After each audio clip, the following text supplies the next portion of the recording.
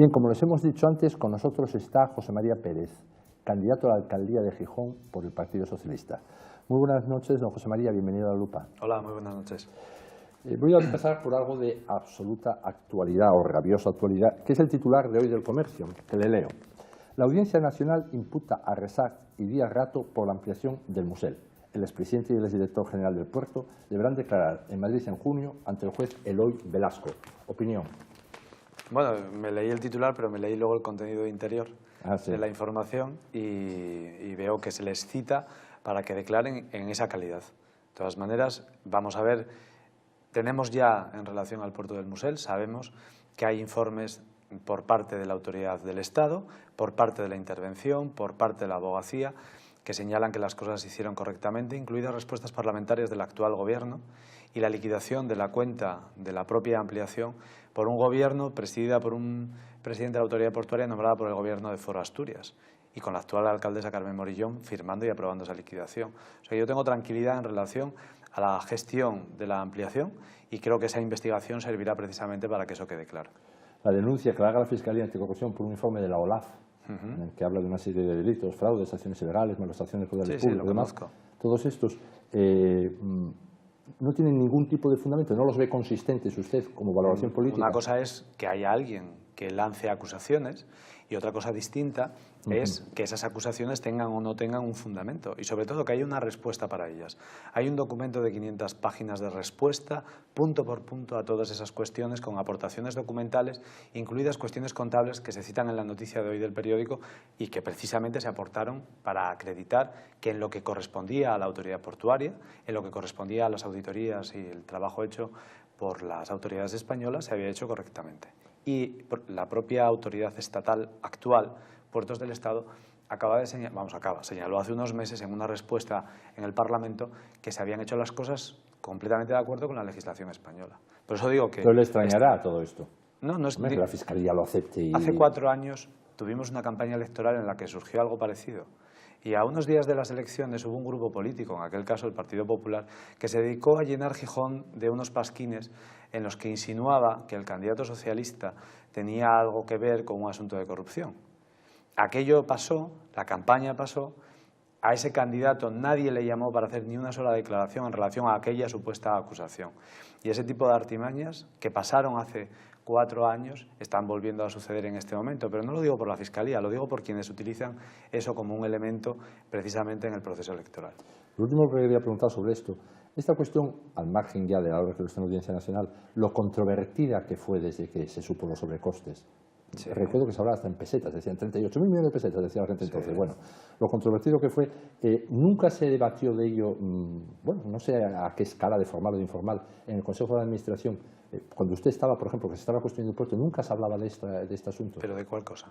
Bueno, de los sobrecostes, de que si se cambió de cantera, de que si esta cantera era así o no, claro, de que cambió el precio. Y lo que dijeron las autoridades en aquel momento. Cuando digo las autoridades me refiero a la abogacía del Estado, a los responsables de puertos del Estado, a todos los técnicos que participaron, los mismos que luego participaron en la liquidación que aprobó Carmen Morillón y el Gobierno de Foro, era precisamente que las cosas tenían que hacerse de acuerdo con un procedimiento que era el que se estaba siguiendo. De hecho, en aquel momento se aprobó una cantidad máxima de modificado que luego nunca se ejecutó. Se aprobó una cantidad máxima, pero la ejecución final fue 100 millones de euros inferior.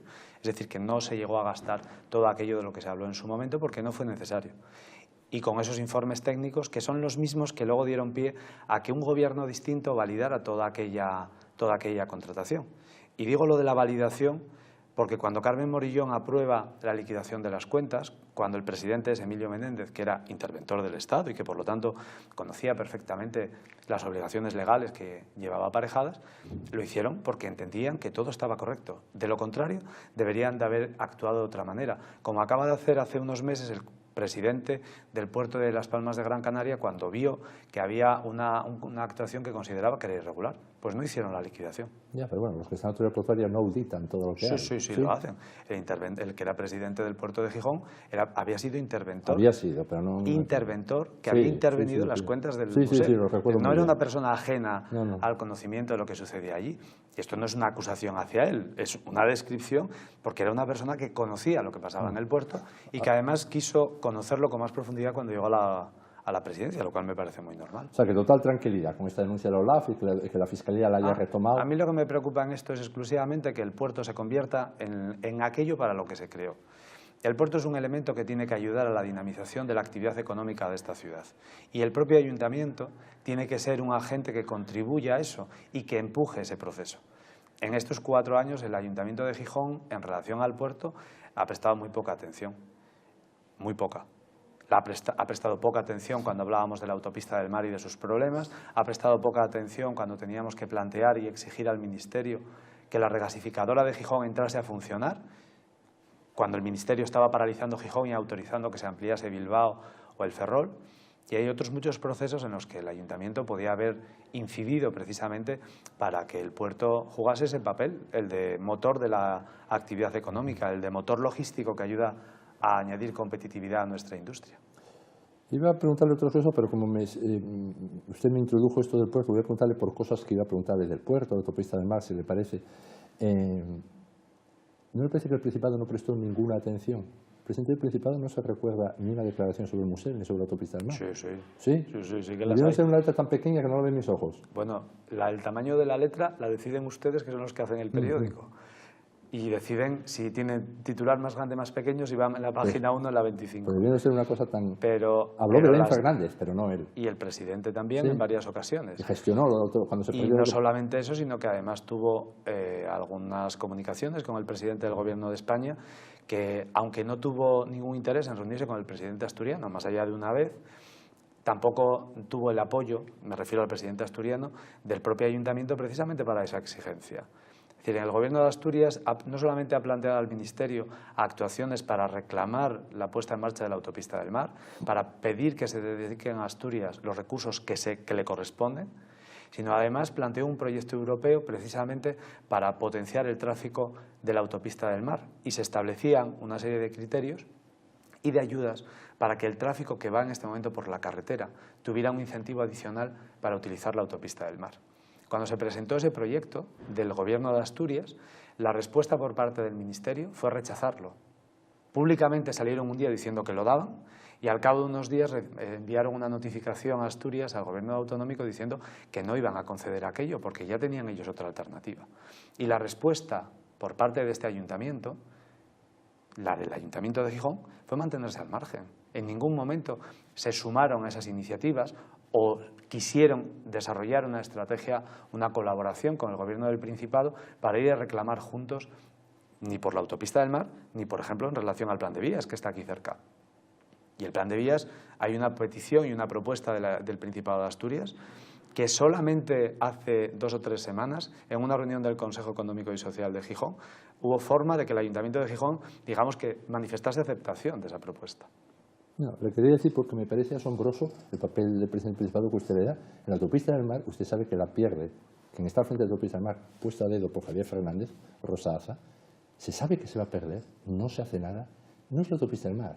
El tráfico que mejor había, que más había tirado por él Menéndez Resach, del que empezamos a hablar, la subida de contenedores pues de 7.000 a 45.000, por ejemplo, que a lo mejor a los rectores actuales del puerto les parece poca cosa. Cae en picado, no dice nada.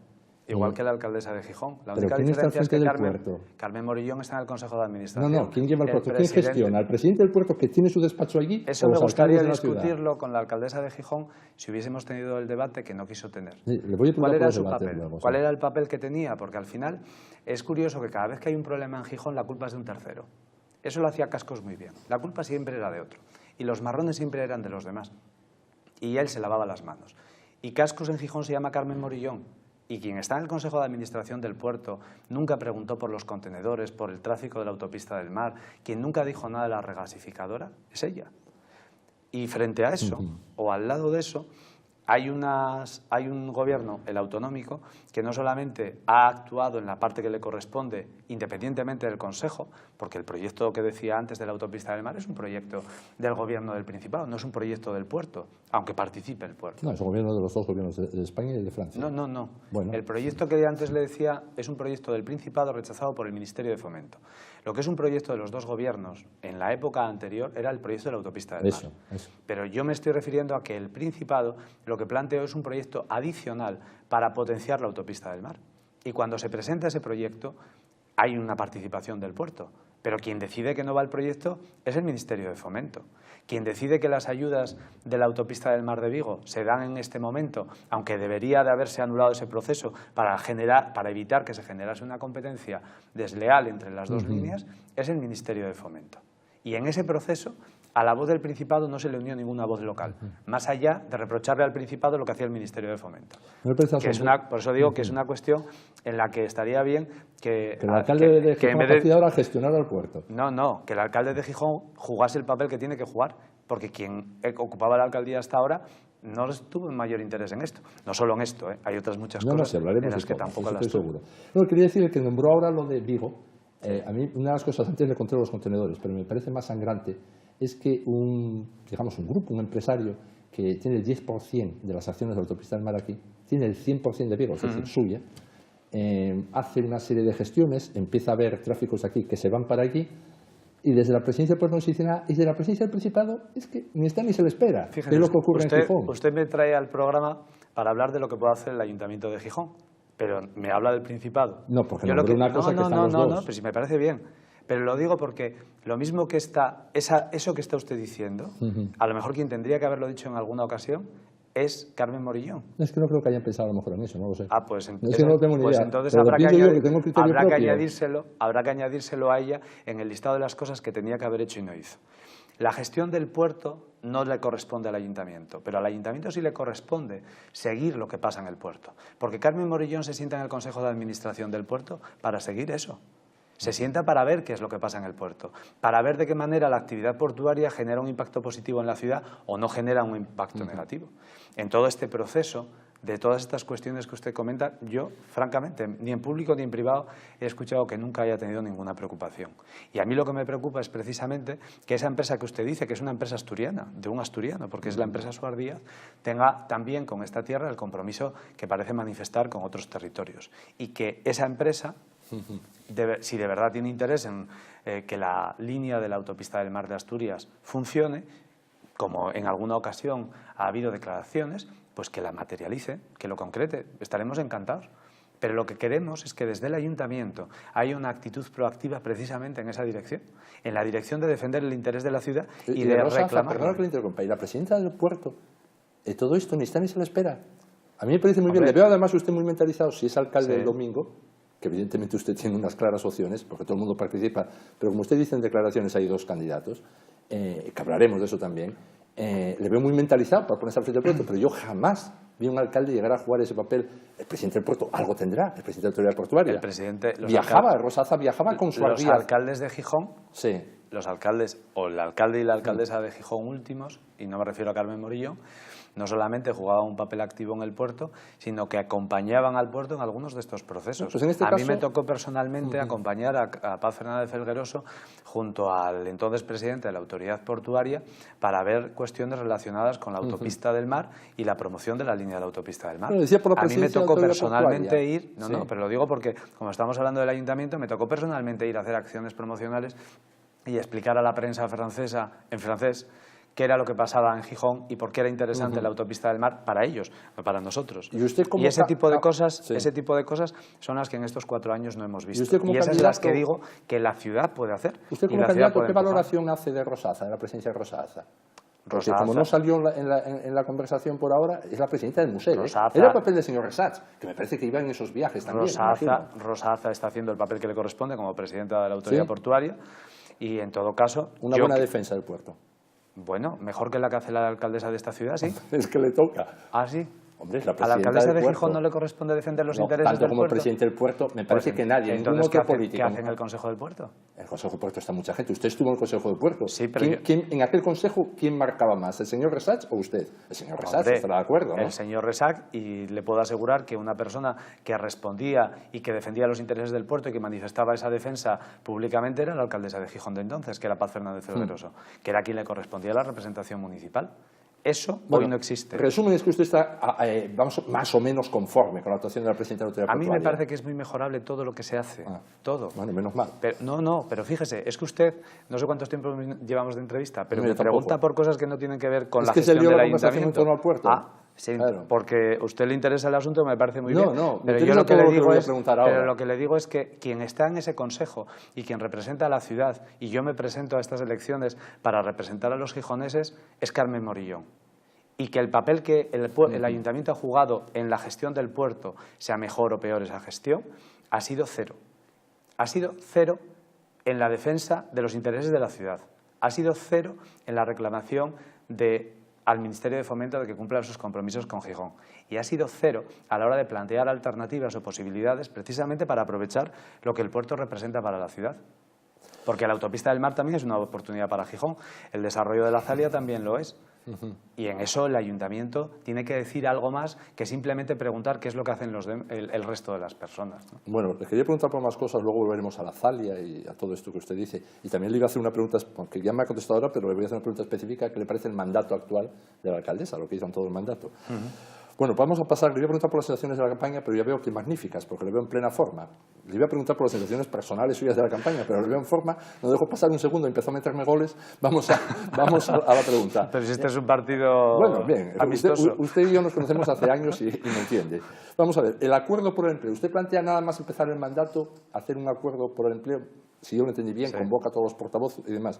Lo primero es, ¿por dónde iría ese acuerdo del empleo? Y lo segundo es, ¿para qué hace falta convocar a todos los portavoces? En el sentido de si usted ya tiene una mayoría, bueno, si no basta tirar con una mayoría y sí, siempre basta. Eso es lo que pasó en este tiempo, en estos 4 años, pues usted me preguntaba, empezábamos por ahí, ¿no?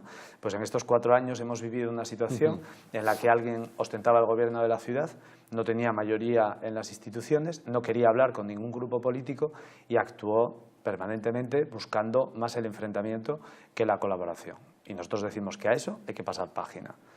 Decimos que la primera prioridad de esta ciudad en este momento, de quienes viven en Gijón, de quienes estamos aquí, es el empleo, la falta de empleo y la necesidad de generar más actividad.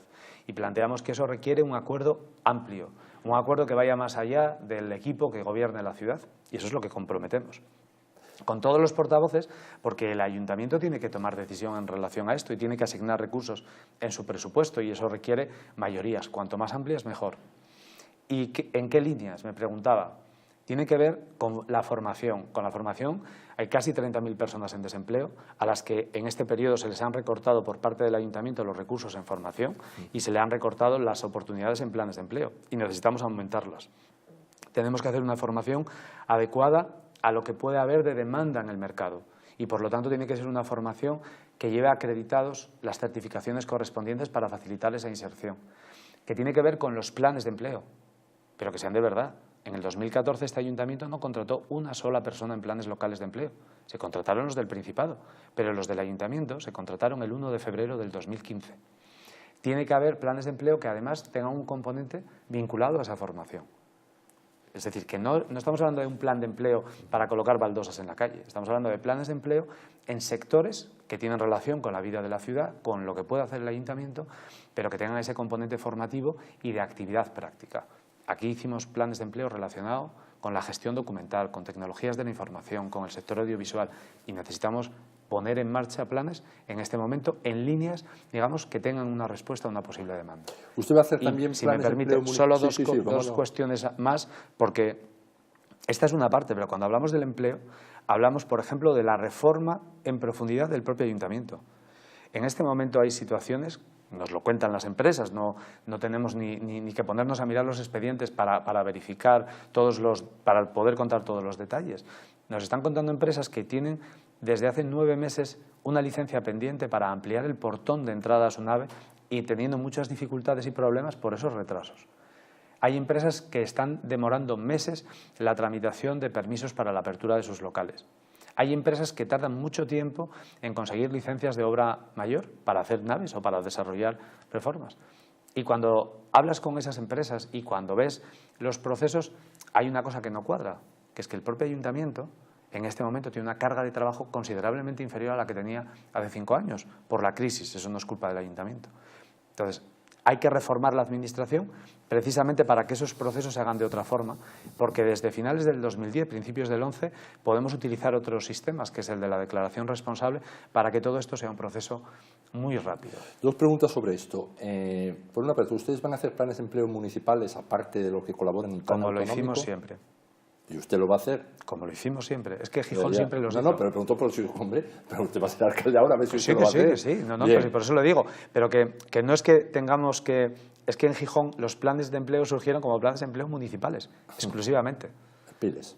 El Piles en su día y todas las iniciativas posteriores. En el 95 empezó. Recordará que en el 95 hubo una bronca, entre comillas, entre el Ayuntamiento y el Principado, porque el Principado no aportaba ningún tipo de recurso a aquellos planes, porque eran planes exclusivamente locales. El 1 de noviembre del 95. No recuerdo la fecha exacta, pero sí, en el año 95. Vamos a ver, otra cuestión, aparte del plan de empleo municipales. ¿Ustedes van a contar con determinadas contrataciones, porque no todo el mundo van a ser peones, hay distintos estratos laborales, con trabajo en las empresas de la gente que contraten? Tenemos que ver, claro, por supuesto, pero es que, fíjate, usted se remontaba ahora al año 95 y está bien la referencia para lo que le voy a contar, porque cuando hablamos de los planes de empleo, siempre el subconsciente hace que nos vayamos a pensar en el plan Piles, que es lo que todo el mundo tiene en su cabeza. No lo digo por usted, digo en general, esto me surge en otras conversaciones.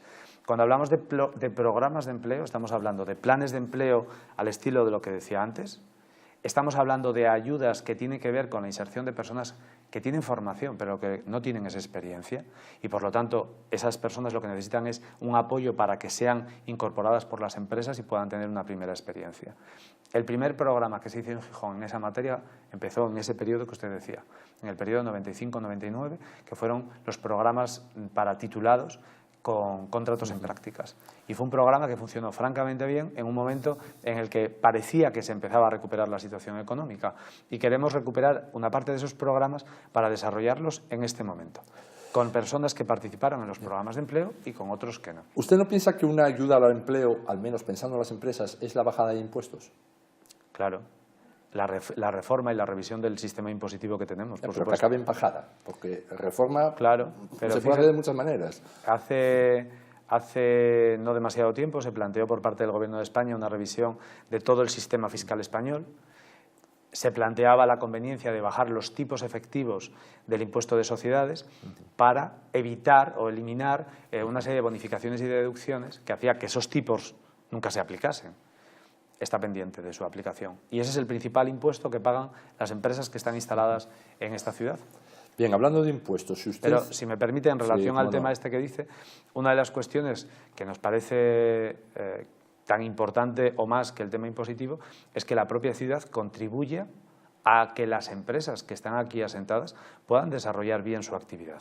Eso tiene que ver con lo que antes decía de la reforma administrativa para convertir el ayuntamiento en un instrumento ágil, pero tiene que ver también con el hecho de que apoyemos el desarrollo de la propia actividad emprendedora.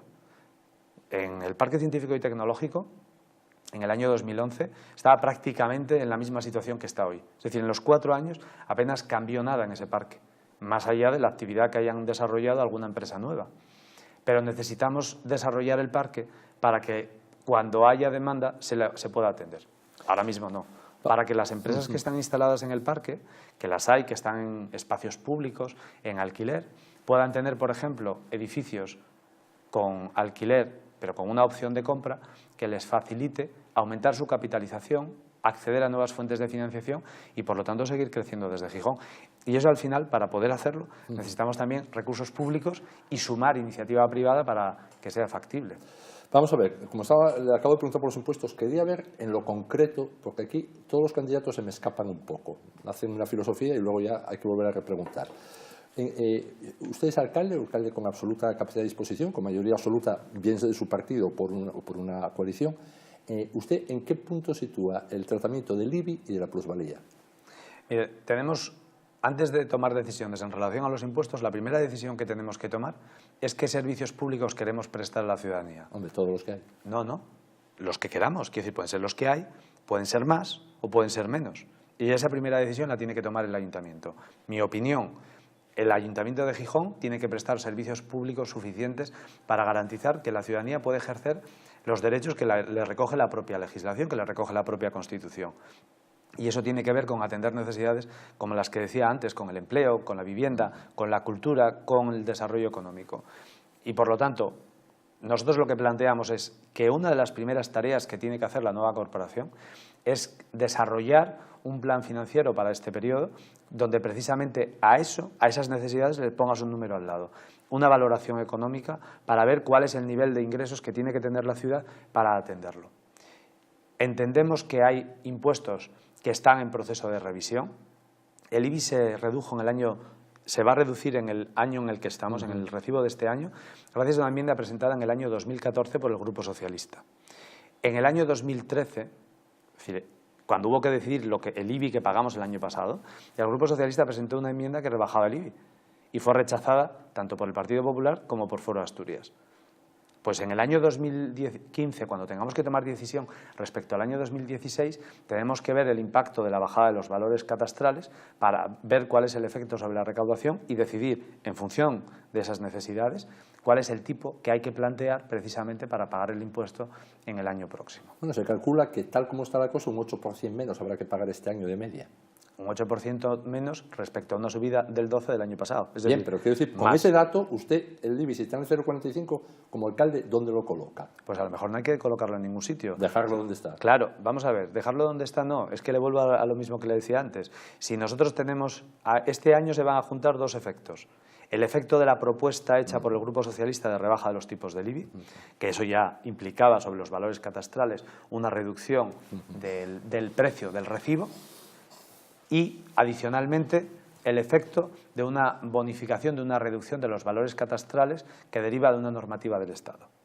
Bien, pues vamos a ver cómo quedan esos valores catastrales para ver cuál es el resultado de esa operación. Vamos a ver si estamos hablando de una reducción de los recibos y de la recaudación global, que subió más de un 20% durante los 4 años de foro, o si estamos hablando de que estamos en una situación equilibrada. Por eso le digo que no es una cuestión, nosotros no vamos a hacer campaña diciendo si el punto tiene que ser el 0,40, el 0,43 o el 0,... Bueno, es que el ciudadano quiere saber esas cosas. Aquí, y cuando estaba Cameron buscando el voto. Sí, sí, me parece muy bien. bien. Saber, ya sé que hay que hacer estudios, claro que tiene que hacer pero estudios. Por esa razón, nosotros le hemos dicho siempre a la ciudadanía, siempre les hemos dicho que nosotros no estamos planteando hacer rebajas de impuestos, que nosotros estamos planteando a que los impuestos que la ciudadanía pague sean acordes con los servicios públicos que esa misma ciudadanía reclama. No, si no digo que lo bajara, como si lo sube, pero quiere saber las cantidades. No, pero es que... Ya dijo que puede quedar a lo mejor en ese punto. Fíjese que Gijón siempre tuvo, en las ciudades españolas de más de 50.000 habitantes, Gijón siempre estuvo en la parte baja del IBI, del IAE, de la viñeta y de todos los tributos.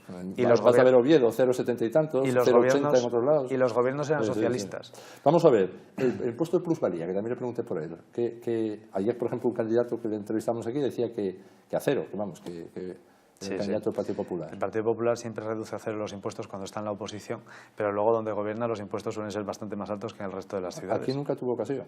Aquí no, pero usted acaba de citar Oviedo, no lo cité yo. Sí, pero...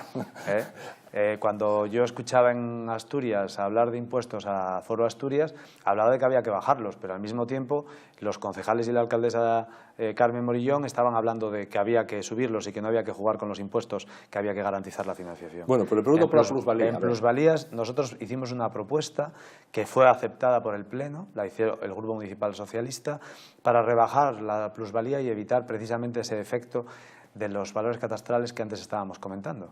Eso se aplicó en el año 2014 y hay que seguir analizando, como antes le decía, cuál es el efecto de los valores catastrales, porque a lo mejor hay que seguir corrigiendo la plusvalía para que no genere problemas a algunas familias. Aquella aplicación generó un problema porque el retraso del Gobierno en aceptarla implicó que en el año 2014 hubiera personas que en el mes de enero pagaron un tipo de plusvalía determinado y quienes le hicieron la liquidación en el mes de marzo pagaron otro. Y generó agravios serios por una irresponsabilidad de Foro que no quiso aceptar aquella propuesta que habían presentado los socialistas en su momento. Vamos a ver, sobre bienestar social, capítulo también importante, como usted decía, empleo y bienestar social, de los más seguidos por la gente, como es normal. ¿Qué plantean ahí? Ya sabe usted que hay muchas cosas, ayudas de emergencia, teleasistencia, en fin, de todo. ¿Qué plantean novedoso, que no esté en este momento? En fin, ¿qué considera usted más relevante de su programa en esto? Bueno, ¿sabe qué pasa? Que en el tema de política social, lo mismo que pasa en empleo y lo mismo que pasa en otras muchas áreas del ayuntamiento, nosotros lo que estamos planteando es que hay que darle la vuelta como un calcetín a las cosas que se están haciendo. Es decir, no es una cuestión simplemente hacer un listado de cosas concretas, es que lo que se está haciendo en general está generando muchos problemas. A ver, dé la vuelta a ayudas de emergencia. En este momento, no es ayudas de emergencia, estoy diciendo el conjunto. Por ejemplo, cuando nosotros nos reunimos con algunas ONGs como Cáritas, Cruz Sí. Roja, por citarle algunas de las más conocidas, Sí. nos cuentan cómo la estructura y el servicio municipal Sí. está funcionando mal. Y ese mal funcionamiento hace que a veces los usuarios no tengan ni siquiera la información respecto a todos los procesos o ayudas a las que pueden tener derecho. Y eso nos lo cuentan en reuniones, digamos, que son públicas y nos lo cuentan porque lo ven con esos usuarios que les llegan. Eso quiere decir que necesitamos reorganizar lo que hacemos en la Fundación, que necesitamos reorganizar los efectivos porque tenemos a los trabajadores o a las trabajadoras sociales absolutamente saturados y porque necesitamos además dedicar o ejecutar los recursos que ponemos en ese capítulo. Cuando hace unos meses usted me entrevistaba y hablábamos de estos temas, no sé si lo recuerda, Sí, como no me acuerdo, en el mes de octubre, cuando hablábamos de esto, yo le decía que las ONGs en Gijón están cumpliendo su función y que lo están haciendo de una forma más que sobrada, y el ayuntamiento no. Y hoy le vuelvo a repetir exactamente lo mismo. Cuando Cruz Roja desarrolla un programa en el que ayuda a familias con escasos ingresos, lo financia con sus recursos. Y mientras tanto, el Ayuntamiento de Gijón deja 2,5 millones de euros sin gastar en los programas de la Fundación de Servicios Sociales. Entonces, eso tiene que ver con la revisión de la manera en la que se fijan los objetivos en política social, con que las ONGs que están desarrollando ese trabajo en la ciudad participen en esa decisión, con que fijemos líneas de trabajo comunes y las desarrollemos conjuntamente, con que eliminemos trabas burocráticas que están generando muchos problemas a estas entidades que colaboran con la propia ciudad. El otro día me contaba el albergue Covadonga algunos episodios que estaban viviendo, tiene que ver con el hecho de que seamos más ágiles en la tramitación de estos procesos, tiene que ver con que atendamos a la infancia y no nos acordemos de hacer un plan de infancia 3 días antes de unas elecciones, que es lo que pasó con un acuerdo municipal de ayer, tiene que ver con que a las personas mayores, cuando decimos que les hacemos un programa para atenderles, lo hagamos. El año pasado el 90% de ese programa quedó sin ejecutar. Tiene que ver con que atendamos las necesidades distintas que existen hoy, porque antes las personas mayores tenían unos perfiles determinados, pero el envejecimiento de la población está haciendo que haya problemas en relación a la dependencia mayores y que, por ejemplo, sea necesario que esos programas se complementen con ayudas a la rehabilitación en las viviendas, porque en algunos casos son viviendas antiguas que, por ejemplo, una cosa tan simple como tener una bañera representa un obstáculo serio y eliminarla y convertirla en un plato de ducha ayuda y facilita la vida de las personas que están dentro. Entonces, hablamos de una revisión global que afecta a todas estas cuestiones que le digo y a otras muchas que podemos entrar en el detalle si quiere. Sí, lo que pasa es que usted ahora me hizo todo un discurso de enmienda, pero yo quería preguntarle, ¿usted qué es lo más relevante? Se está haciendo todo mal y se margina a Cruz Roja y a otros ONGs. Bueno, pero ¿qué es lo más relevante? No, yo no dije que se marginara, yo lo que dije es que Bueno, sí, que no se le pagan el dinero ellos por su cuenta. Claro, que lo pagan por su cuenta porque tienen recursos propios, bueno, pues, y que el ayuntamiento que podría reforzar que no esos les da recursos ayudas. no lo está haciendo. Bueno, pues eso más o menos es marginar. No está, bueno, no, eso es lo pone usted en su... Bueno, no me lo ponga. Así lo traduzco. Yo lo que le digo es que el ayuntamiento puede hacer las cosas de una manera distinta y Sí. eso comienza poniendo encima de la mesa cuáles son los objetivos que tiene el ayuntamiento y estas entidades. Hay una red en Gijón de lucha contra la exclusión social y contra la pobreza. 7 organizaciones, así. Claro, y el ayuntamiento. Y la reclamación que nos hacen, ¿cuál es? Oiga, el ayuntamiento que ejerza su papel. Y su papel no es estar en la reunión como uno más. Su papel es el de impulsor, el de facilitar la coordinación, el de generar recursos. Y no lo está haciendo. Entonces, no es un problema de una enmienda. Salvo que usted considere que es una enmienda a la totalidad, porque lo que se plantea es hacer algo completamente nuevo. Es una enmienda a la totalidad. Y es una enmienda a la totalidad porque consideramos que lo que se está haciendo no aprovecha bien los recursos, porque no atiende bien las necesidades de las personas, porque entendemos que cuando hablamos de, por ejemplo, la atención a la infancia, no basta simplemente con decir ahora que es que van a darle la merienda en el colegio, no. El problema es que necesitamos extender los programas de atención a los menores para que funcione todo el año y las familias tengan un soporte que les ayude, por ejemplo, en unos casos a la conciliación y en otros que les suponga una renta indirecta por la vía de las becas comedor. Y eso implica no solo la apertura de los colegios, implica que durante todo el año tengamos actividades dirigidas a esos colectivos que ayuden a las familias. Digo, podemos entrar en todos los detalles que usted quiera. No, ya, pero llevamos 33 minutos. Si nos extendemos mucho en bienestar social, nos quedamos con lo social, pero sin bienestar. Vamos a otra cosa que me imagino que usted tendrá ganas de hablar, que es el Plan General de Ordenación, el urbanismo. Sí. Bueno, vamos a ver, le vuelvo a preguntar lo mismo que antes. Ya sé que todo lo que se hizo hasta ahora está horrible, pero vuelvo a preguntar, usted es alcalde, es lo mismo, que es lo que trataba de decir en bienestar social, usted es alcalde. Sabe perfectamente la situación que recibe el urbanismo. aparte de todo lo que va a decir, le pregunto una cuestión inicial. Usted, si llega ahora, ¿retoma el urbanismo donde lo dejó el último equipo socialista o lo retoma donde lo acaba de dejar el equipo de Foro? ¿El equipo de Foro dónde lo dejó? Bueno, pues en esa tramitación que no llegó a la tramitación inicial. O sea, en ningún sitio. Bueno, pero hombre, usted puede recoger los papeles ahí, en algún lado estará. No, perdóneme. Hace 2 años hubo una sentencia del Tribunal Superior de Justicia de Asturias que señalaba la necesidad de retramitar el Plan General de Ordenación en un momento concreto. El gobierno actual, Foro Asturias, decidió que en vez de retramitar, que empezaba de cero. Bueno, es una decisión. Hoy estamos en la misma situación que hace 2 años. No tenemos nada. O sea, volvería hace 2 años todo. Utilizaríamos el sistema más rápido para que el plan general entre en vigor. ¿Y cuál es el más ese rápido? sistema más rápido es el que señalaba aquella sentencia, y veremos a ver qué dice el Tribunal Supremo, que implicaba la retramitación del plan. Y en torno a eso, actuar, porque si volvemos a someter a información pública el documento de aprobación inicial, hay que recibir las alegaciones.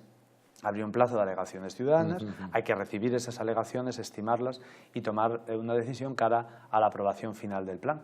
Y ese proceso es mucho más rápido que partir de cero absoluto, que es la situación en la que estamos hoy. Y en esa situación usted aprobaría tal cual como están los urbanizables o que estaban de Pocello, Granda, Castiello. En el plan general hay una serie de actuaciones que vienen de antes de ese momento que usted está señalando, y respecto a ese plan general que se aprobó en el año 2011, solo hay una cuestión que nos parece en este momento que está claramente, o debería estar claramente, fuera del planeamiento, que es lo que tiene que ver con el barrio del Muselín.